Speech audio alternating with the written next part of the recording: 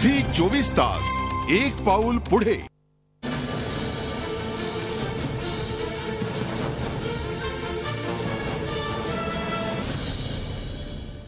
नमस्कार, मी सुवर्णा धानोरकर। आपण पाहताय झी 24 तास, एक पाऊल पुढे। आजच्या दिवसभरातली खरं तर सगळ्यात महत्त्वाची बातमी म्हणजे अजित पवार 72 दिवसांनंतर पुन्हा एकदा उपमुख्यमंत्रीपदी विराजमान झालेले आहेत। 72 दिवसांचा मोठा ब्रेक घेऊन ते आता उपमुख्यमंत्रीपदी विराजमान झाल्यानंतर पुन्हा काय काय आता नवीन घडामोडी घडतायत याकडे सगळ्यांचं लक्ष लागलेलं आहे। त्याच संदर्भात आपण चर्चा करणार आहोत। आपल्यासोबत मान्यवर पाहुणे सुद्धा आहेत। मात्र त्या सगळ्यांची ओळख करून देण्यापूर्वी आधी आपण ऐकणार आहोत अजित पवारांनी उपमुख्यमंत्रीपदाची शपथ घेतल्यानंतर काय प्रतिक्रिया दिलेली आहे। मी जर हा विषय काढला तर आज देशातल्या प्रत्येक व्यक्तीवर PIL कुणी करू शकतं। कुठल्याही स्टेटमधल्या किंवा कुठल्याही सेंट्रलमधल्या व्यक्तीच्या बरोबर विरोधात PIL होऊ शकतं। आता अपोजिशनमध्ये किंवा काही लोक PIL जर एखाद्या व्यक्तीच्या विरोधात करायला लागले आणि त्या PILच्या संदर्भातला निकाल लागेपर्यंत सगळ्यांनी बाहेर बसायचं ठरलं तर मी दाव्याने सांगतो ह्या देशात आणि ह्या राज्यामध्ये एक देखील मंत्री आणि मुख्यमंत्री, उपमुख्यमंत्री, पंतप्रधान कुणीही काम करू शकणार नाही। सगळ्यांनाच मग बाहेर थांबावं लागेल। उद्याच्याला तुम्ही पण मला ज्यावेळेस प्रश्न विचारता त्यावेळेस तुमच्याही विरोधात कुणी PIL करू शकतं। मग त्यांनी PIL केलाय म्हणून मी आता माझा व्यवसाय जरा बाजूला ठेवणार आहे, त्याचा निकाल लागेपर्यंत, असं तर करून चालणार नाही। पाठीमागच्या काळामध्ये अपोजिशनवाल्यांनी जे काही आरोप केलेत त्याच्यामध्ये डायरेक्ट कुठलाही माझ्यावर ठपका ठेवलेला नव्हता। मला कुणी पण राजीनामा द्यायला सांगितलेला नव्हता। मी स्वतःहून त्याच्याबद्दलचा निर्णय घेतलेला होता। मी स्वतः सांगितलेलं होतं की व्हाईट पेपर निघावा, व्हाईट पेपरच्या निमित्तानं जनतेच्या समोर वस्तुस्थिती नक्की किती क्षेत्र ओलिताखाली आलंय त्याच्याबद्दल महाराष्ट्राच्या समोर यावं, देशाच्या समोर त्या ठिकाणी जावं। ह्या सगळ्याच्या बाबतीमध्ये ह्या सगळ्या घटना आता आपण सगळ्यांनी बघितलेल्या आहेत। आता PIL ह्याच बाबतीमध्ये नाही, अनेक वेगवेगळ्या प्रकारची PIL हे हायकोर्टामध्ये असतात, काही ठिकाणी सुप्रीम कोर्टामध्ये असतात, काही ठिकाणी सेशन कोर्टामध्ये असतात। तो तर अधिकार कोर्टाचा आहे, त्याच्याबद्दल कोणाला काही त्याच्या वक्तव्य करण्याचं पण कारण नाही किंवा मी पण ते काही त्याच्याबद्दल बोलू इच्छित नाही। अजित पवारांनी उपमुख्यमंत्रीपदाची शपथ घेतल्यानंतर पहिल्यांदाच ही प्रतिक्रिया दिलेली आहे। आपल्यासोबत दिवाकर रावते आहेत, त्यांची प्रतिक्रिया आपण जाणून घेणार आहोत। रावते साहेब, ऐकलं तुम्ही अजित पवारांनी आता काय म्हटलं ते, ज्या पद्धतीने ते बोलत होते, एकंदरीत आपण जे वागलो आहे ते योग्यच आहे, मला कुणी राजीनामा द्यायला सांगितलेलं नव्हतं, मी स्वतःहून तो दिला, असं सुद्धा त्यांनी म्हटलंय। काय नेमकं तुम्ही कसं बघता तुम्ही या सगळ्याकडे? सत्ता तुराणामना भयम न लज्जा, ती कृती आज अजितदादांनी केली।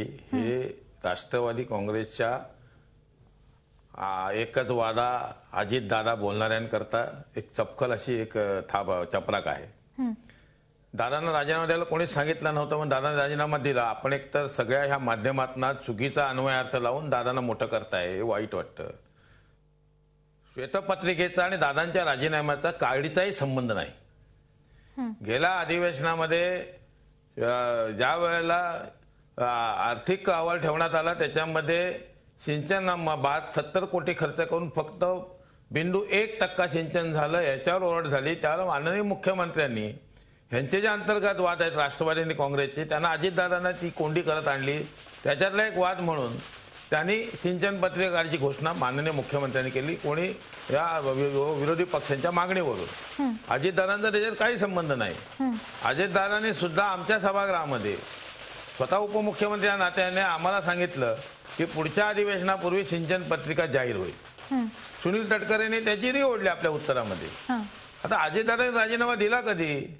जेव्हा आपण चारी बाजूने उधळलेले चौकोर घोडे जे आहेत ते असे लगाम सोडून उधळले गेले आणि चारी बाजूने एकेका प्रकल्पाचे भ्रष्टाचार ज्या वेळेला पुढे यायला लागले आणि पांढरे यांनी जो पत्र लिहिलं मुख्यमंत्री, राज्यपालांना, मुख्यमंत्र्यांना आणि अगदी केंद्रापर्यंत, त्याचे पडसाद उमटले आपल्या माध्यमातून आणि अजितदादांच्या काळात प्रचंड भ्रष्टाचार झाला आणि प्रकल्पाच्या किमती भराभरा वाढवल्या।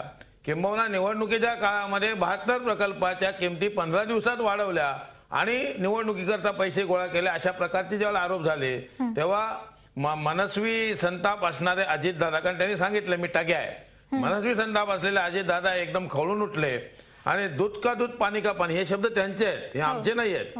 दूध का दूध पाणी का पाणी केल्याशिवाय मी स्वस्थ बसणार नाही, असा एक राजहंस राष्ट्रवादीचा कारण दूध का दूध पाणी का पाणी हा राजवंशाला शोभणारा शब्द आहे.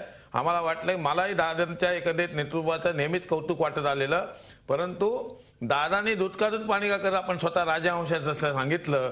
परंतु आज 72 दिवसाच्या वनवासानंतर पुन्हा एकदा सत्तेच्या त्या सुंदरीने त्यांना इतकी भुरळ घातली, आपला संन्यास सोडला त्यांनी, आणि आता ते पुन्हा एकदा मुख्यमंत्री होताना आता सारवासारव करतायत. सारवासारव काय करतायत? मी भ्रष्टाचार केला का?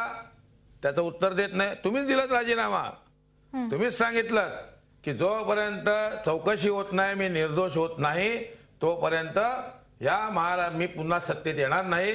अरे ज्या महाराष्ट्राला असं वाटलं एकतरी हरीचा लाल रामशास्त्री प्रभूने असलेला कोणतरी आहे, परंतु शेवटी हे ढोंग असतं, तुकलादुलतापणा असतो. हे त्यांच्या राजीनाम्यात झालं. पुढच्या वेळेला मी सांगेनच हे त्यांच्या राजा परत घेण्यात झालं. अहो तुम्ही फेकला होतात ना राजीनामा, तो केराच्या गेला होता ना, मग आता कचरा सावडून तो कागद बाहेर काढायला कोणी कोणी मदत केली तुम्हाला?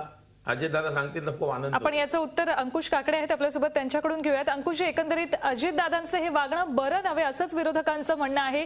एका राजहंसाने भ्रमनिरास केला असं त्यांचं म्हणणं आहे.